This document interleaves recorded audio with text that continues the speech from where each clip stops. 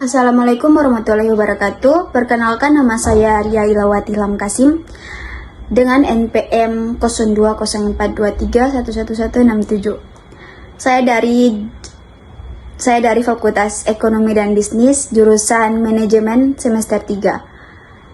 Di sini saya ingin memenuhi tugas dari Bapak dengan mata kuliah etika dan komunikasi bisnis. Pertama yaitu apa isu etika utama dalam studi kasus tersebut. Isu etika utama dalam studi kasus ini adalah penipuan dalam pemasaran. Perusahaan mengklaim bahwa produk baru mereka lebih sehat dengan menggunakan bahan-bahan yang disebut alami. Padahal kenyataannya tidak demikian. Ini mengarah pada misleading advertising dan pelanggaran terhadap kepercayaan konsumen. Pertanyaan kedua, yaitu bagaimana tindakan perusahaan tersebut melanggar norma sosial dan harapan konsumen.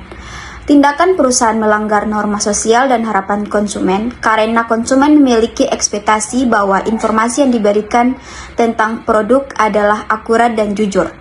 Dengan menyebarkan klaim yang menyesatkan tentang kesehatan dan kualitas produk, perusahaan tidak hanya melanggar kepercayaan tersebut, tetapi juga berpotensi merugikan kesehatan konsumen yang mengandalkan informasi tersebut untuk membuat pilihan makanan yang lebih baik.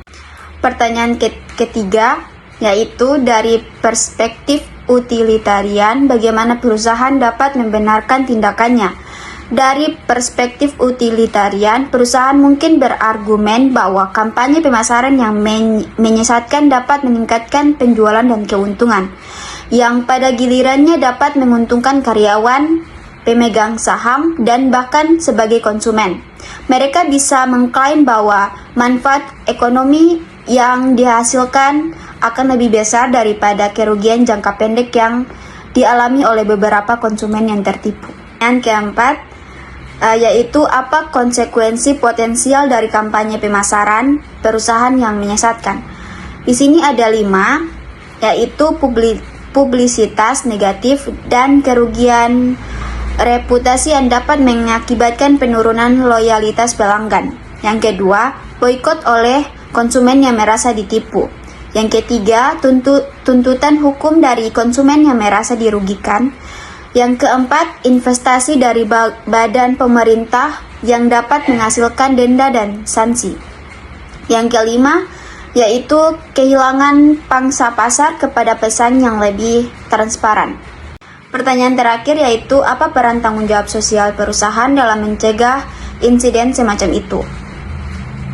Yaitu, perusahaan berperan penting dalam mencegah insiden semacam ini dengan menetapkan standar etika tinggi dalam operasi dan pemasaran, serta menciptakan budaya perusahaan yang mementingkan integritas, mengedukasi karyawan dan pemangku kepentingan tentang kewajiban moral dan melayani kepentingan masyarakat, berkomitmen pada praktik bisnis yang berkelanjutan dan transparan yang membangun kepercayaan masyarakat dan menghindari penipuan.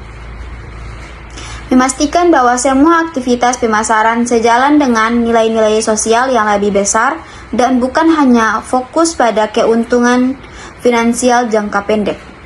Kesimpulan dari